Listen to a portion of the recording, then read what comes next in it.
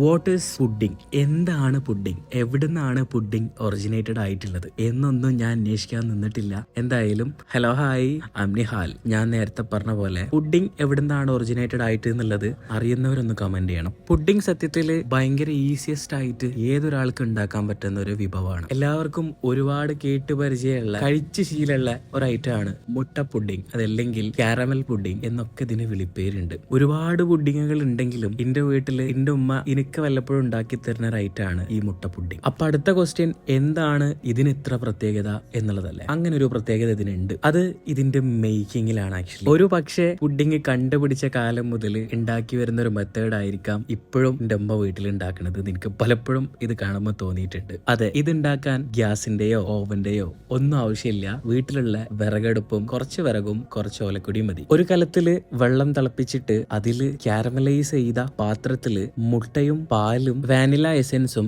ആവശ്യത്തിന് പഞ്ചസാരയും കൂടെ മിക്സിയിലിട്ട് ഒന്നടിച്ചെടുത്തതിന് ശേഷം കാരമലൈസ് ചെയ്ത ഈ പാത്രത്തിൽ ഒഴിച്ചിട്ട് ഒരു 45 മിനിറ്റ് അടച്ചു വെച്ച് വേവിക്കുക. അത്രയുള്ള പരിപാടി. വെറും പഞ്ചസാരയും പാലും മുട്ട ഉണ്ടെങ്കിൽ ഏതൊരാൾക്കും ഉണ്ടാക്കാൻ പറ്റുന്ന ഒരു ചെറിയ സംഭവമാണ്. ആവശ്യത്തിന് മാത്രം ഷുഗർ ആഡ് ചെയ്തിട്ടാണ് ഈ പുഡിംഗ് ഉണ്ടാക്കുന്നുണ്ടെങ്കിൽ ഇത് കഴിക്കുമ്പോൾ നിർത്താനേ തോന്നില്ല എന്നുള്ളതാണ് highlight. So let's try it. കഴിച്ചിട്ട് അഭിപ്രായങ്ങൾ അറിയിക്കുക, അല്ല ഉണ്ടാക്കിയിട്ട് അഭിപ്രായങ്ങൾ അറിയിക്കുക. അപ്പോൾ ബൈ.